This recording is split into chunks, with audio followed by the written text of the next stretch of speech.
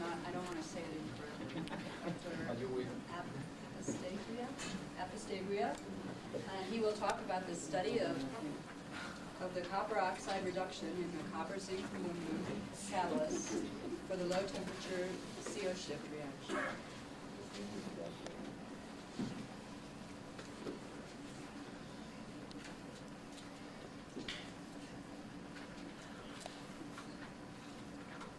Thank you. I really appreciate your hard work to spell my name.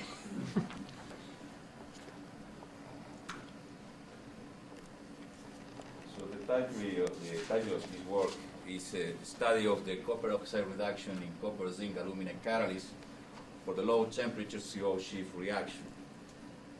This work was performed in the Institute of Research in Catalysis and Petrochemistry in Santa Fe, Argentina.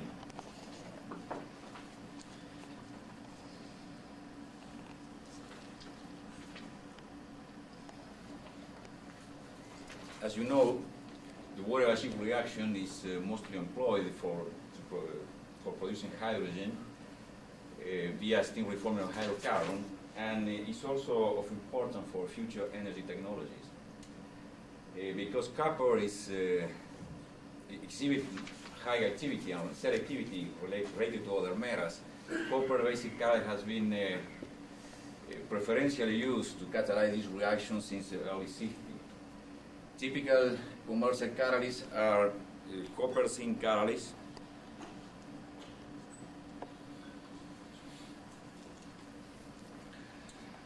ferronary copper zinc alumina, or binary copper zinc mixed oxides. These kind of catalysts are usually prepared by co-precipitation through several consecutive steps. The last stage, which is performed usually in situ in the industrial reactor, is the reduction of the copper oxide.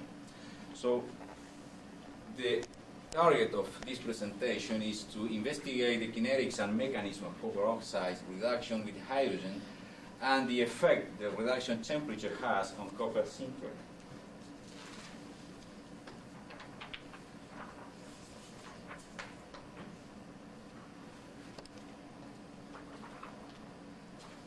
The reduction of copper oxide with hydrogen has attracted considerable attention because of industrial application and also for fundamental understanding of catalyst activation. In the case of industrial application, because catalyst lifetime can be shortened by lack of precaution when performing the fresh catalyst activation in the industrial unit. And in the case of fundamental research, because although the reduction of bulk copper oxide has been largely studied, there are very few works performed on the reduction of copper oxide in copper zinc alumina mixed oxide. And as you know, the copper oxide reducibility may be influenced, for example, for the interaction between the copper oxide and the support, the distribution of the copper oxide phase across the surface of the support, the formation of spinel-like phases, and finally also by the dissolution of copper oxide either in the zinc oxide phases or in the spinel-like phases. Our talk today is more related with this fundamental aspect, but let me show you first some results we have obtained using this catalyst under industrial conditions.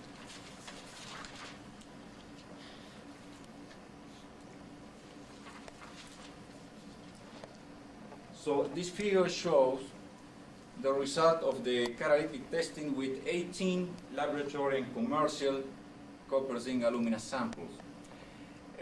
We have plotted in this figure the turnover frequency as a function of the metallic copper surface area.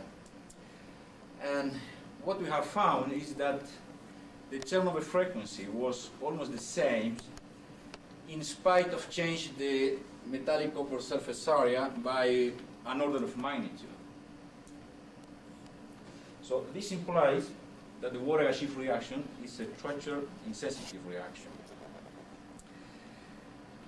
The important effect is that in this case the specific reaction rate will be always proportional to the surface, the metallic copper surface areas. And let me show you some results we have obtained with the set of sample, which actually has the same metallic copper loading. It has about 34% of metallic copper, and we have changed the aluminum zinc ratio. And as a consequence of the result I showed you in the last view graph, we observed that the catalytic activity is directly proportional to the copper dispersion. That means if we look for preparing an optimal water gas shift catalyst, what we have to do is to prepare the copper oxide phases homogeneously and finally distributed in the solid volume of the catalyst. In this way, we can obtain higher copper dispersion. But as this view graph is showing, it seems that the copper dispersion can be very dependent of the catalytic precursor composition. Of course, we have to decompose this precursor, the catalytic precursors, in several steps, and finally we have the reduction step. That is the matter we have studied, and we are going to show you from a fundamental point of view. And we have performed this study preparing 3 sets of catalysts. The set T, which has all the samples in this case have the same composition, the same chemical composition, which is close to the commercial catalyst. But we have changed the calcination temperature from 400 to 700 degrees C. The set B has the same copper loading. We're calcining the same temperature, but we have changed the zinc aluminum loading. And finally, the set M, we have all the samples have the same copper zinc ratio, and we're calcining the same temperature.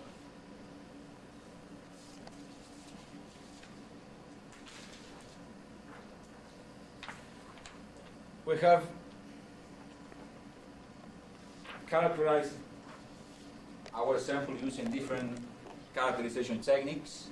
We have used fluid techniques, thermogravimetry, and TPR techniques in order to study the reduction and mechanism of the copper oxide reductions. We have used chemisorption and titration of N2O for measuring metallic copper dispersion, XPS for surface analysis, XRD in order to determine the crystalline phase composition, and finally, as I have already shown you, we have performed catalytic test. So let's have a quick look for our sample. Those are, for example, our catalytic precursors as characterized by XR diffraction. What we observe is that our catalytic precursors are hydroxy carbonate, and that the fact that we obtain an homogeneous precursor formed for a single hydroxide phase, or we obtain heterogeneous precursor formed for 2 or 3 hydroxy carbonate phases, depending on the chemical composition. Of course, these precursors have to be decomposed. Let me show you only one view graph with the TPD characterization of 2 ternary samples here. The behavior of the other sample was similar, and in general, this kind of hydroxy carbonate decomposed in 3 stages. We have a low temperature decomposition stage, which corresponds to the elimination of the crystallization water. We have a middle temperature range. We see here the evolution of water and CO2, which comes from the elimination of OH groups and carbonate ion of the solid. And finally, in order to have the total decarbonation of the sample, we have to heat the sample at temperature higher than 400 degrees C. So after decomposition, we have our mixed oxide. We show here the characterization of sample of set B. All the samples have the same copper loading here and different zinc aluminum ratio. And as you see, the mixed oxide are formed for 2 or 3 crystalline phases: copper oxide, zinc oxide, and zinc aluminate. Of course, we have to add a 4th or 3rd phases, which is the amorphous alumina phase. And as you can see, for example, the crystalline size of the copper oxide greatly depends on the chemical composition of the sample. Well, let's go now to the reduction result. This is the TPR characterization of sample of set T. And we observe, in this case, the sample, we have changed the calcination temperature from 400 to 700 degrees. The sample has the same chemical composition. We observe that we have low temperature reduction peaks which correspond to the reduction of copper oxide. And we observe a high temperature reduction band that which we attribute to the reduction of zinc oxide in the neighborhood of the already formed metallic copper crystallines. So the important point here is to remark that if we reduce our catalyst with temperature lower than 400 degrees C, then we only have to deal with the reduction of copper oxide. Thus, all our kinetic experiments have been performed at temperature lower than 350 degrees C.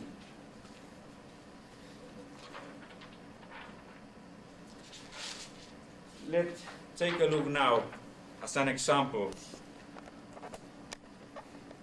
to the reduction kinetics using thermogravimetry. I have, in this figure, we have, as an example, 3 isotherms, where we have represented the reduced copper oxide fraction alpha as a function of time. And we can see that we have sigmoidal shaped curves, where we have an initial period more or less at alpha 0.1, where the reduction rate is increased slowly.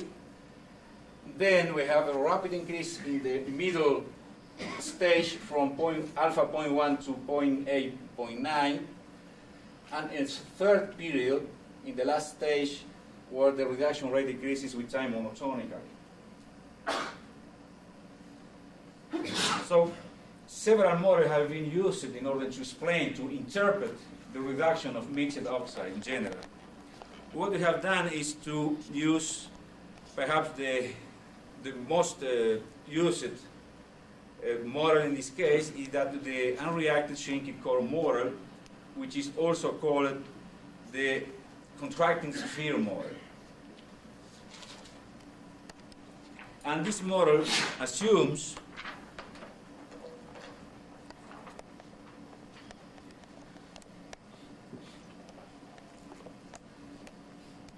that the reduction occurs in the interface between the metallic copper and metal oxide, and is characterized by a constantly declining of the reduction rate as the substrate particle is consumed in the course of the reaction.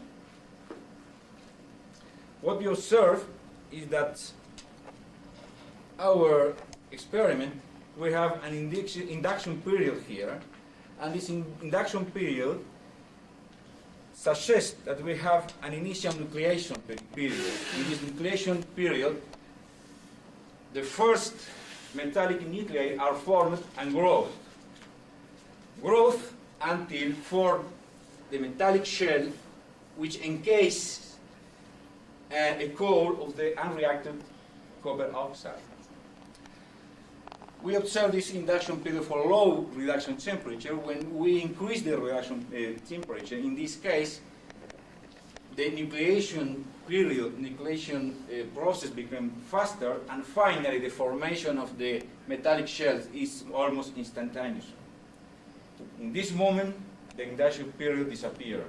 What we have obtained in our results is that for temperature higher than 250 degrees, the induction period is 0. Of course, using the unreacted shrinking core model, the global reduction rate may be controlled by the reaction, the chemical reaction at the interface, or the hydrogen diffusion through the product layer. What we have observed is that our results were better interpreted by considering that the reaction rate at the boundary interface was the rate limiting state. And in this case, what we have doing mathematics is this function here that represents the unreacted shrinking core model kinetically controlled. And this is the function of alpha, the expression of the alpha as a function of time, where we have added T0 in order to put in the equation the induction period, and in this form to take account of all of our results. So let's take a look to 6 isotherms as an example that show you the fit we have obtained from experimental results, which are the red points, and the modeling, which is represented by the green line. And these are 6 isotherms in the temperature range between 175 degrees and 300 degrees C. So we have also used the unreacted shrinking core model in order to interpret our TPR result. Coming back to TPR characterization of this sample, that we have changed the temperature from 400 to 700 degrees. That means that the copper oxide crystalline size is increased in this direction. And what we observe is that when the copper oxide crystalline size increase, the reduction peak shifts to higher temperature, and the reduction peak becomes wider. So what we have done is to take all our TPR results and to plot the peak maximum temperature here as a function of copper oxide crystalline size. And you observe that we obtain a linear representation. This result is also consistent with the unreacted shrinking core model. This equation here represents the evolution of the solid volume as a function of time, and if we replace here in the linear rate of movement of the reaction interface the temperature with the Arrhenius equation and the heating rate, and then we take with a computer program, what we obtain is that the temperature of the peak maximum shifts to higher temperature when the copper oxide crystalline size is increased. This is exactly what we have obtained. So that means that the model or the TPR results are also consistent with the unreacted shrinking core model predictions. We have used TPR technique also to obtain more insight on the kinetics of copper oxide reduction. In this case, I'll show you the result for determining the apparent activation energy. By considering that the reduction process is first order in hydrogen and copper oxide, first order with respect to hydrogen and copper oxide, we obtain this expression here, where we have the maximum of the temperature, the peak maximum, the heating rate, and the hydrogen concentration corresponding to the peak maximum here. So if we plot the left hand of this equation as a function of the reciprocal of Tm, we can obtain the activation energy as the slope of the linear representation of time. To generate this representation, we have to change the heating rate. What we have done is to change the heating rate between 2 and 10 degrees C per minute. What we show here in these figures is the example for sample, one of the sample, and as you see, we have obtained about 75 kilojoules per mole from the apparent activation energy.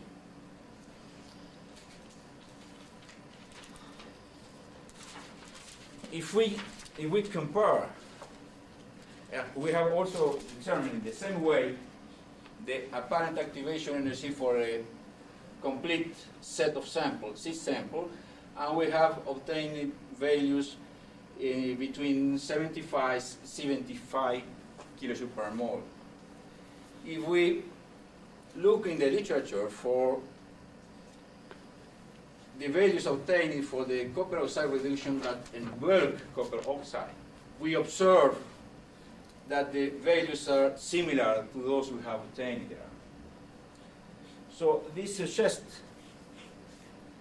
that the reactivity of copper oxide and copper zinc alumina mixed oxide is not significantly influenced by catalyst composition, and also suggests that the reduction behavior can be related to free copper oxide.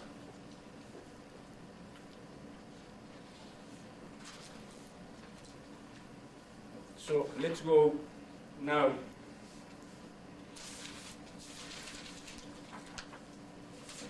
to show only in this viewer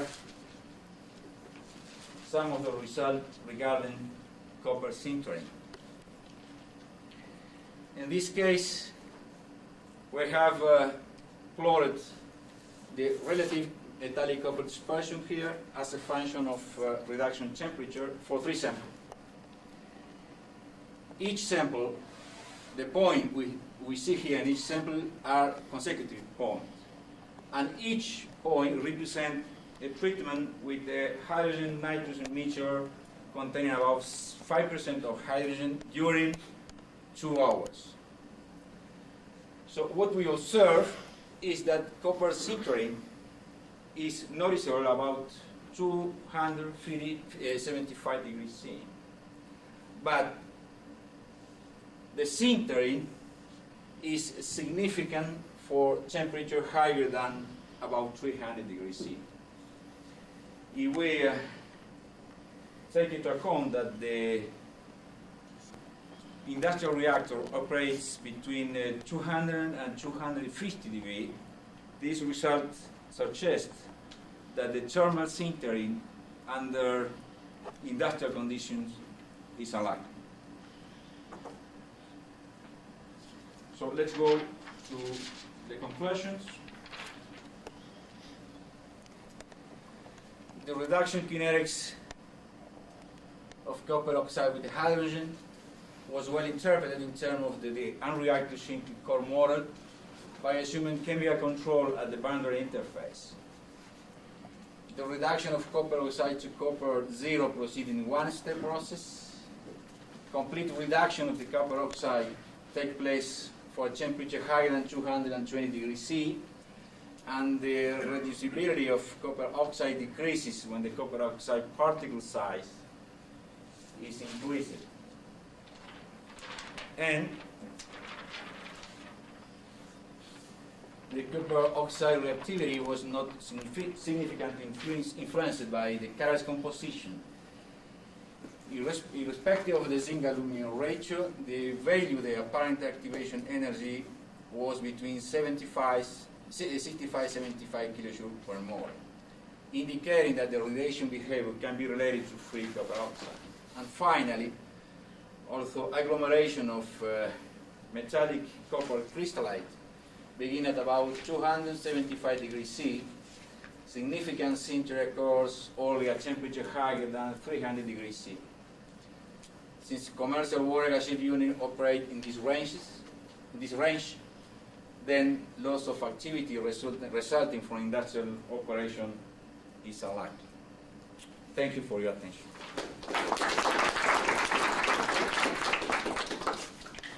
Are there questions for our speaker?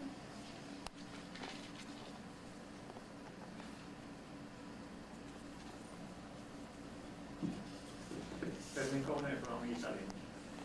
Well, your last statement that under industrial conditions thermal synthesis is unlikely, I'm not completely in agreement because you should consider that there is also the variable time, and catalyst life is from 1 to 2 years.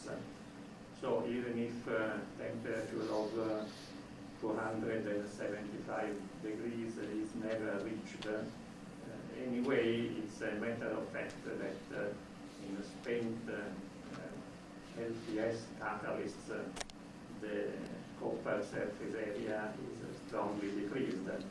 So you should think that in all plants there is a chlorine effect. Maybe this can be true for some plants, but in my opinion, there are plants very carefully operated where chlorine is practically never seen by the catalyst. So on the whole, I think that thermal sintering can be effective in most cases in industrial plants. Yeah. What can I say? We have performed the activation studies, and what we have observed is that the main problem is that the chlorine deactivation is catalyst. The effect of the chlorine, the poisoning, is the reason why you have to increase the operation temperature. The chlorine poison is more important than sulfur poison and the thermal sintering. We have run under very long time under very clean condition. And in this case, we think that the thermal sintering in this range is not as important as chlorine deactivation. Ron Mann, RMC Canada. On that same note, your third last visual of diameter over initial diameter against temperature, the sintering plot, I presume that was a standard time, a standard duration? Which view were I to say? The diameter Yeah. over diameter naught against temperature, the deactivation curve or sintering curve. The sintering curve, this one? Yes, that was for a time of 2 hours each point, and through consecutive points, okay? So the treatment are consecutive. Okay? yes, we've studied deactivation for up to 2,000 hours. Now, whether it's chlorine deactivation or this, but we see it below 275. Are there any additional questions? If not, let's give our speaker and ourselves a hand.